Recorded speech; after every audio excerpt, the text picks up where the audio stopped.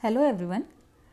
आज हम स्टार्ट करने वाले हैं रिजर्व रिक्वायरमेंट से, और इससे पहले कि हमने सारी टॉपिक्स कवर करा दी है, प्लेलिस्ट में आपको अवेलेबल मिल जाएगी। ठीक है, बिना देर के स्टार्ट करते हैं। And if you found my video helpful then please subscribe and comment कर सकते हैं अगर आपको कोई क्वेरी है तो। ठीक है, बिना देर के स्टार्ट करते हैं। CRR क्या है? CRR हम बहुत ही ज़्यादा सुनते हैं, तो ये CRR है क्या? CRR ऐसा अमाउंट या कैश है जिसको कि शेड्यूल कमर्शियल बैंक को क्या करना पड़ता है, रिजर्व मेंटेन रखना पड़ता है RBI के साथ with respect to their NDTL। उनके NDTL net demand and time liability के अकॉर्डिंग उनको क्या करना पड़ता है, RBI के पास पैसे कुछ जमा रखने पड़ते हैं फोर्टनाइट बेसिस पे। ऐसा क्यों होता है कि अगर बैंकों को कुछ रिजर्व रखने के लिए कहा जाता है, और रिजर्व रखने के लिए क्यों कहा जाता है? सपोज जैसे कि आपने, हमने, सबने क्या किया हुआ है, बैंकों के पास अपना पैसा जमा किया हुआ है। ठीक है, और बैंक अगर सारे पैसे को लैंड कर देगी और रिजर्व नहीं रखेगी, और हम चले जाएं अगर बैंकों के पास मांगने के लिए और बैंक ना दे पाए तो प्रॉब्लम हो जाएगी। ठीक है, तो फिर इसलिए क्या कहती है RBI कि आपको मेंटेन करना है रिजर्व। ठीक है, तो RBI के साथ जो मेंटेन करती है शेड्यूल कमर्शियल बैंक, तो उसे हम कहते हैं कैश रिजर्व रेशियो। ठीक है, उसको क्या कहते हैं, CRR कहते हैं। और सेक्शन 42(1) जो है RBI एक्ट 1934 का क्या कहता है कि रिजर्व बैंक को क्या करना पड़ेगा, 1934, the reserve bank having regard to the needs of securing monetary stability in the country। ठीक है, प्रिस्क्राइब CRR, तो RBI क्या प्रिस्क्राइब करती है, CRR करती है शेड्यूल कमर्शियल बैंक के लिए प्रिस्क्राइब विदाउट एनी फ्लोर और सीलिंग रेट। अभी कोई फ्लोर और सीलिंग रेट किसके ऊपर, कैश रिजर्व रेशियो के ऊपर नहीं है। ठीक है, देन अब देखते हैं SLR। अब SLR हमने CRR में देखा कि यहाँ पे RBI के पास पैसा रख रही थी बैंक। अब यहाँ पे क्या कहा जाएगा, रिजर्व तो आपको पास रखना है शेड्यूल कमर्शियल बैंक को, लेकिन खुद के साथ मेंटेन करना है डेली बेसिस पे। ठीक है, सेफ और लिक्विड एसेट आप रख सकते हैं, जरूरी नहीं कि यहाँ सिर्फ आपको कैश ही रखना है। जैसे CRR में तो आप रिजर्व कैश में रख रहे हैं, लेकिन यहाँ आप गवर्नमेंट सिक्योरिटीज़ रख सकते हैं, गोल्ड रख सकते हैं, कैश रख सकते हैं। ठीक है, with respect to their NDTL, अपने NDTL के रिस्पेक्ट में। ठीक है, तो इसको हम लोग क्या कहेंगे, SLR कहेंगे। यहाँ पे बैंक को कहा जा रहा है, देखिए आपको कुछ रिजर्व मेंटेन करना है। ठीक है, आपको रिजर्व तो कुछ रखना ही पड़ेगा।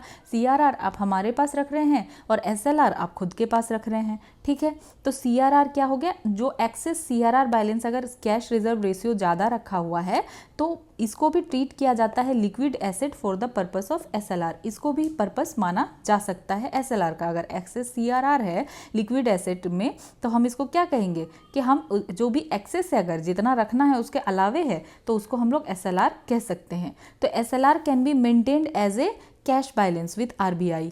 तो SLR को कैसे मेंटेन किया जा सकता है, कैश बैलेंस के साथ maintain. SLR can be maintained as a cash balance with RBI. Scheduled commercial bank are required to maintain SLR as per Banking Regulation Act। तो शेड्यूल कमर्शियल बैंक को मेंटेन क्या करना है, SLR मेंटेन करना है banking regulation act 1949 के according. और SLR पे सीलिंग लिमिट है, कितना है, 40%। ठीक है, तो ये हमने देख लिया।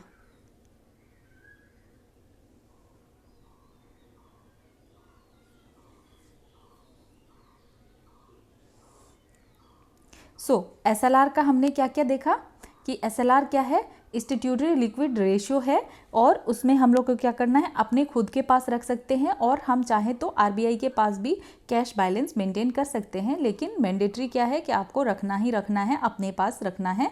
40% इसकी सीलिंग लिमिट जो है दी गई है। ठीक है, और जो डिपॉजिट है पब्लिक का आर लायबिलिटी ऑफ बैंक। जैसे हम जानते हैं कि जो डिपॉजिट पब्लिक ने कर रखा है तो बैंक को तो वापस करना पड़ेगा ना, तो भी ये क्या है, बैंकों की लायबिलिटी है। Public demand deposit are demand liability of bank. जो पब्लिक की डिमांड डिपॉजिट है, ये क्या है, डिमांड लायबिलिटी बैंक की है। और टाइम डिपॉजिट जो है, टाइम लायबिलिटी बैंक की है। कि डिमांड डिपॉजिट तो कभी भी मांग लेंगे, और टाइम लायबिलिटी क्या है कि हाँ थोड़ा रुक के मांगेंगे, बट उनको लेना तो है ही।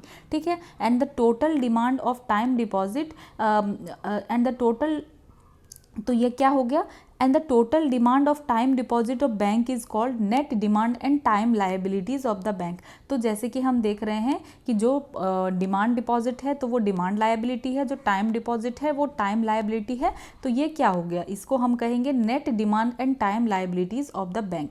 तो CRR और SLR क्या इनेबल करता है RBI को, to control the amount of money that banks can create. क्या कंट्रोल करता है, amount of money that banks can create and make public deposit safe and liquid. It ensures that bank have a safe cushion of asset to draw when account holders want to be paid. ठीक है, इसको रखने के लिए क्यों कहा जाता है कि बैंक को, पब्लिक का डिपॉजिट बैंकों के पास सेफ है और जब उन्हें ज़रूरत हो तो उनको दिया जा सके। अगर CRR और SLR जो है रिक्वायरमेंट नहीं हो तो क्या होगा, टू मेक मोर प्रॉफिट के चलते बैंक क्या करेंगे, ज़्यादा से ज़्यादा पैसा जो है लैंड कर देंगे, लोन में दे देंगे। और अगर ऐसा होता है, if there is a sudden rush to withdraw, अब ऐसे प्रॉब्लम आ गया और सबको अभी के अभी क्या चाहिए, पैसे चाहिए, तो फिर क्या होगा, तो फिर तो बैंक ये रीपेमेंट नहीं कर पाएगी, प्रॉब्लम होगी। तो इसीलिए CRR और SLR को रखना पड़ता है। तो जितने भी कमर्शियल और कोऑपरेटिव बैंक्स है, या तो शेड्यूल हो या नॉन शेड्यूल हो, उनको CRR और SLR मेंटेन करना ही होगा। और जो शेड्यूल बैंक है, तो शेड्यूल बैंक को कौन होते हैं, जो RBI के शेड्यूल लिस्ट में आते हैं। अभी हम बैंकों के बारे में भी जो है पढ़ने वाले हैं, ठीक है। तो शेड्यूल बैंक या नॉन शेड्यूल बैंक, कोई भी बैंक हो वो क्या होगा, उसको CRR जो है मेंटेन करना होगा। Maintenance of CRR is governed through reserve bank of India act 1934, ठीक है। तो जो है शेड्यूल बैंक का जो CRR मेंटेन करेगा, तो ये गवर्न कौन करता है, RBI एक्ट 1934 करता है। और नॉन शेड्यूल बैंक का CRR ये गवर्न किया जाता है बैंकिंग रेगुलेशन एक्ट 1949 से, ठीक है, सेक्शन 24 एंड गवर्नमेंट मेंटेनेंस और जो है 49 और banking regulation act 1949 section 24 governs maintenance of SLR for all banks. और जो बैंकिंग रेगुलेशन एक्ट है 1949 ये क्या गवर्न करता है, मेंटेनेंस ऑफ SLR, ठीक है, शेड्यूल और नॉन शेड्यूल, कमर्शियल और कोऑपरेटिव। तो हमने अब तक क्या क्या पढ़ा, एक तो हमने पढ़ा कि CRR, ठीक है, क्या है, कैश रिजर्व रेशियो, RBI के पास रखो, सीलिंग लिमिट इस पे नहीं है। देन हमने देखा SLR, आप अपने पास रखो, चाहो तो RBI के पास भी रख सकते हो। देन RBI के पास आप कैश में रख सकते हो, अपने पास आप कैसे रख सकते हो, गवर्नमेंट सिक्योरिटीज़ हो गया, किसी भी तरह का लिक्विड, गोल्ड, कैश आप रख सकते हो, ठीक है। रखना क्यों ज़रूरी है, बैंक रश या कोई प्रॉब्लम हो जिसका जो पब्लिक का डिपॉजिट है तो पब्लिक को टाइम पे मिलना चाहिए। अब हम ये देख रहे हैं कि ये सब सारी चीज़ों को कौन सा एक्ट देख रहा है, तो CRR को कौन देख रहा है, ये 1934 का RBI एक्ट देख रहा है। SLR को कौन देख रहा है, 1949 का जो बैंकिंग रेगुलेशन एक्ट है वो देख रहा है। लेकिन CRR जो शेड्यूल बैंक के लिए ये 1934 का एक्ट देख रहा है, लेकिन नॉन शेड्यूल के लिए कौन देख रहा है, नॉन शेड्यूल के लिए देख रहा है बैंकिंग रेगुलेशन एक्ट 1949, ठीक है। तो इतनी चीज़ें को हमने पढ़ा, ठीक है, यही सारी चीज़ें हमने बेसिकली अगर समराइज करें तो हमने ये पढ़ा। देन ओपन मार्केट ऑपरेशन क्या है, तो ये सारे टॉपिक्स को ध्यान से रखना होता है क्योंकि यहाँ से क्वेश्चन बनते भी हैं और ये थोड़ा सा कॉम्प्लिकेटेड तो नहीं कहेंगे बट थोड़ा कंफ्यूजिंग है कि अगर रिवीजन ना प्रॉपर हो तो फिर थोड़ी सी कंफ्यूजन हो जाती है। Then open market operation, open market operation में गवर्नमेंट क्या करेगी, या तो सेल करेगी या परचेस करेगी गवर्नमेंट सिक्योरिटीज़। तो सेल और परचेस करेगी गवर्नमेंट सिक्योरिटी कौन करेगी, RBI in the open market. तो ओपन मार्केट या सेकेंडरी मार्केट में टू बैंक्स या फाइनेंशियल इंस्टीट्यूशन को। तो यहाँ पे क्या किया जा रहा है, गवर्नमेंट सिक्योरिटीज़ को खरीदा जा रहा है या बेचा जा रहा है RBI के द्वारा ओपन मार्केट में। किसको अब बेचेगी, किसको, बैंक को या फाइनेंशियल इंस्टीट्यूशन को। अब ऐसा वो क्यों कर रही है, for absorption and injection of durable liquidity in the economy. अब सपोज एग्जाम्पल के तौर पे समझते हैं, अब क्या हुआ कि इकोनॉमी में पैसा ही पैसा है, बहुत ज़्यादा पैसा है, ठीक है, लिक्विडिटी बढ़ गया है। इसकी वजह से अब अगर पैसा है तो पैसे की वजह से क्या बढ़ गया है, इन्फ्लेशन बढ़ रहा है, ठीक है, बहुत ज़्यादा पैसा है तो फिर क्या हो रहा है, इन्फ्लेशन बढ़ रहा है, ठीक है। तो अब हमें क्या करना है, मार्केट से पैसा खींचना है, इन्फ्लेशन खींचना है। तो RBI क्या करेगी, तो इन सारे केस में दो कंडीशन होता है, एक तो RBI बेचती है और एक RBI खरीदती है। तो RBI क्या करेगी, गवर्नमेंट सिक्योरिटी को क्या करेगी, अब बेचेगी, बैंकों को। क्यों बेचेगी? अगर बैंकों को गवर्नमेंट सिक्योरिटी बेच रही है तो फिर बैंक से क्या करेगी? आरबीआई अब पैसा लेगी, क्योंकि गवर्नमेंट सिक्योरिटी के बदले में आरबीआई बैंकों से क्या ले रही है? पैसा ले रही है ना। तो यहाँ पे आरबीआई ने जैसे ही बैंकों से पैसा लिया और सिक्योरिटी इनके पास गया, तो अब लैंड करने के लिए इनके पास तो नहीं रहा, पैसे कम हो गए बैंकों के पास, तो क्या हुआ? लिक्विडिटी कम हुआ। तो आरबीआई जब क्या कर रही है? खरीद रही है गवर्नमेंट सिक्योरिटी को, तो आरबीआई पैसा देगी, ठीक है। और आरबीआई अगर बेच रही है गवर्नमेंट सिक्योरिटी को, तो आरबीआई क्या कर रही है? पैसा ले रही है, ठीक है। इस कॉन्सेप्ट को ध्यान से समझना है। If the inflation in the economy is high, जो कि मैंने कहा कि इन्फ्लेशन अगर इकोनॉमी में बहुत ज़्यादा है तो आरबीआई क्या कंट्रोल करेगी? इन्फ्लेशन को कंट्रोल करेगी, बोलेगी कि अरे मनी सप्लाई ज़्यादा है तो मनी सप्लाई को कम करना है। तो यहाँ पे आरबीआई सेल करेगी गवर्नमेंट सिक्योरिटी को, बैंकों को गवर्नमेंट सिक्योरिटी देगी और बैंकों से क्या लेगी? बदले में पैसा लेगी, ठीक है। Then if RBI wants to increase the money supply, अब आरबीआई चाहती है कि मनी सप्लाई को बढ़ाना है, तो ये गवर्नमेंट सिक्योरिटी को, अब ये आरबीआई है, ठीक है, और ये बैंक है, तो इनके पास क्या है? बैंकों के पास गवर्नमेंट सिक्योरिटी है, ठीक है। अब आरबीआई इनसे गवर्नमेंट सिक्योरिटी लेगी तो बदले में क्या देगी? पैसा देगी। पैसा देगी तो बैंकों के पास पैसा आएगा तो मार्केट में लिक्विडिटी बढ़ेगा, ठीक है, यही चीज़ है। तो government securities from bank financial institution and page them money in exchange of government security which ultimately increase the money supply in the economy, ठीक है। तो दो तरह का ओपन मार्केट ऑपरेशन होता है। एक होता है आउटराइट ओएमओ, जहाँ पे ये परमानेंट होता है नेचर में, जब सेंट्रल बैंक क्या करती है? बाय और सेल करती है इस सिक्योरिटी को without any promise to sell और बाय देम लेटर। ये परमानेंट हो गया।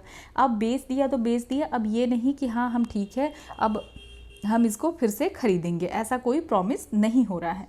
देन लेफ ओएमओस का मतलब क्या हो गया? लिक्विडिटी एडजस्टमेंट फैसिलिटी, ओएमओस, ये एक तरीके का ऐसा ऑपरेशन है जिसमें सेंट्रल बैंक बाय और सेल करेगी सिक्योरिटी को और एग्रीमेंट करेगी, स्पेसिफाई करेगी डेट और प्राइस रीसेल और परचेज का सिक्योरिटी का। This type of agreement is called repurchase agreement, ठीक है।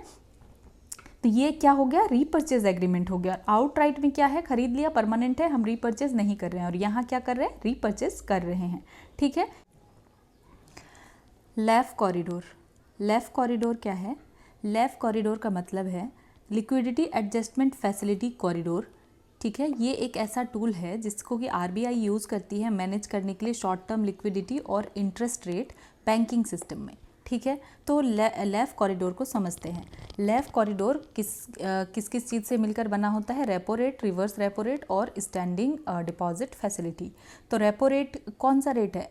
वो रेट है रेपो रेट जिस पे आरबीआई क्या करेगी? लोन देगी बैंकों को, ठीक है, ये अपर बाउंड हो गया। And then reverse repo rate वो रेट है जिससे आरबीआई उधार ले रही है बैंकों से, ठीक है, आरबीआई के पास पैसा आ रहा है बैंकों से, ये लोअर बाउंड हो गया। देन एसडीएफ जो जिसको इंट्रोड्यूस किया गया था 2022 में, ये रिप्लेस कर रहा है रिवर्स रेपो रेट को, ठीक है, as a lower bound of LAF corridor. तो अब एसडीएफ लोअर बाउंड में आता है। अब ये वर्क कैसे करता है कि अगर इकोनॉमी में बहुत ज़्यादा लिक्विडिटी है, ठीक है, लिक्विडिटी को घटाना है, तो बैंक क्या करेगी? डिपॉजिट करेगी पैसे को आरबीआई के पास एसडीएफ रेट पे। अगर लिक्विडिटी कम है, ठीक है, शॉर्टेज है लिक्विडिटी का, तो बैंक बोरो करेगी आरबीआई से रेपो रेट पे, ठीक है। Then corridor ensures that overnight call money rate, ठीक है, कॉरिडोर क्या इंश्योर करेगा? Overnight call money rate, short term interbank lending rate remains within this range. So current situation क्या है लेफ कॉरिडोर का? एसडीएफ अपर बाउंड एसडीएफ जो है lower bound पे आ रहा है एंड एमएसएफ अपर बाउंड पे आ रहा है। रेपो रेट कहाँ पे आ रहा है? मिडिल पे आ रहा है, ठीक है। कौन सेट करता है रेपो रेट? आरबीआई। तो इस सिस्टम से क्या हेल्प होता है? इन्फ्लेशन कंट्रोल करती है, मैनेज करती है लिक्विडिटी को और इंश्योर करती है फाइनेंशियल स्टेबिलिटी।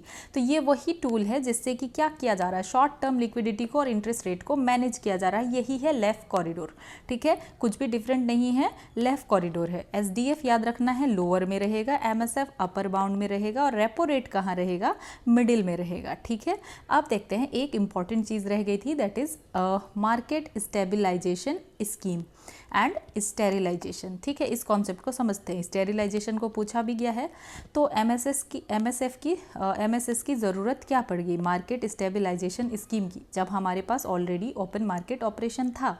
तो इसकी ज़रूरत क्यों पड़ी, फॉरेन कैपिटल जो है इनफ्लो हो रहा है। कभी कभी क्या होता है, डेवलपिंग कंट्री में भी फॉरेन कैपिटल आता है, तो जब फॉरेन कैपिटल आता है, इनफ्लो होता है, तो अपने साथ डॉलर लेके आता है, तो इससे क्या हो रहा है, हमारा करेंसी अप्रिशिएट हो रहा है। लेकिन एक्सपोर्ट के लिए तो अच्छी बात नहीं है और इन्फ्लेशन का रिस्क बढ़ रहा है। जितना ज़्यादा पैसा आएगा वही गुड को अब वही सेम गुड्स को हाईयर प्राइस में लेना पड़ेगा। तो करेंसी अप्रिशिएशन बुरा क्यों है एक्सपोर्ट के लिए, समझ लेते हैं। एक्सपोर्ट क्या हो जाएगा, महंगा हो जाएगा। अब फॉरेन बायर्स जो है हैव टू पे मोर फॉर इंडियन गुड्स। जो सेम चीज़, जो कि एग्जांपल के तौर पे समझ लेते हैं, अगर कोई सपोज बर्गर है, इंडिया में पहले वो 20 का मिल रहा था और USA में वो 40 का मिल रहा था। अब क्या हुआ, हमारी करेंसी अप्रिशिएट हो गई, अब ये कितना का हो गया, 35 रुपीज़ का हो गया, या लेट्स से 40 रुपीज़ का हो गया। अगर ऐसा हो जाता है तो क्या होगा, फॉरेन बायर्स को ज़्यादा देना पड़ेगा ना इंडियन गुड खरीदने के लिए। कहाँ पहले 20 दे रहे थे, अब 35 देंगे, तो वो क्यों खरीदेंगे इंडिया से। ठीक है, तो हमारा मतलब क्या हो रहा है, एक्सपोर्ट महंगा हो रहा है, तो रिड्यूस क्या हो जाएगा, डिमांड घट जाएगा। Costlier products make global buyers switch to cheaper alternates. अब क्या करेंगे, हमारे पास क्यों ग्लोबल बायर्स खरीदेंगे, दूसरे के पास खरीद लेंगे, क्योंकि अब तो यहाँ भी महंगा हो गया, तो कॉम्पिटिटिवनेस खत्म हो जाएगा। ठीक है, कंट्रीज विथ वीकर करेंसी, जैसे कि जिसमें वीकर करेंसी रहेगा, अगर चाइना वीक करके रखेगी तो उनको फ़ायदा मिल जाएगा, जॉब का लॉस होगा। ठीक है, जैसे एक्सपोर्ट डिपेंडेंट इंडस्ट्री है जो एक्सपोर्ट कर रही है, टेक्सटाइल है, IT है, मैन्युफैक्चरिंग है, तो ये सब सफ़र करेगा, ट्रेड डेफिसिट बढ़ जाएगा। तो इसीलिए ये अच्छा नहीं होता है, तो RBI को क्या करना पड़ता है, मैनेज करना पड़ता है। तो इस केस में RBI क्या करेगी, कन्वर्ट करेगी फॉरेन करेंसी को इनटू इंडियन रुपीज़ में। तो फॉरेन करेंसी को इंडियन रुपीज़ में अगर कन्वर्ट करती है RBI, तो क्या हो रहा है, मनी सप्लाई होगा।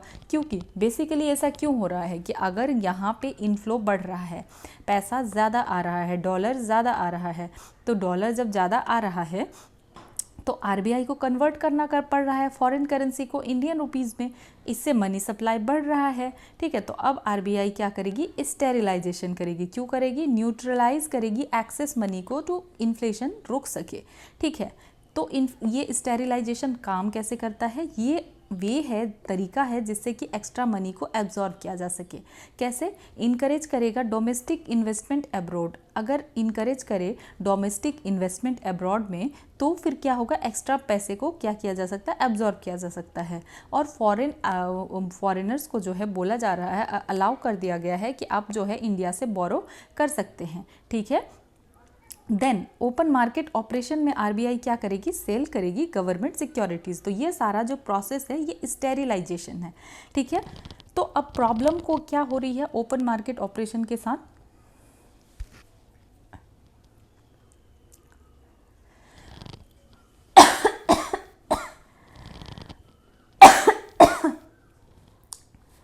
सॉरी,